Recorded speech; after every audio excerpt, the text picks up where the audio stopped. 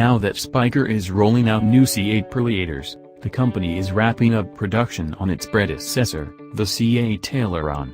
To commemorate the old car, Spyker will make the final 3 vehicles special LM85 models, a model designation that references the company's old GT race car. The name of the specification isn't the only thing that references Spyker's race cars. Each of the 3 final cars will have a paint scheme similar to those vehicles with contrasting S-stripes. One car will be black with red stripes, another red with black stripes, and the third black with gold stripes. Each car will feature a matching interior. The bodywork of these cars is even more dramatic than the usual C8 Tayloron. It features wider fender flares for more wheel and tire, and the aluminum body panels are attached with exposed rivets.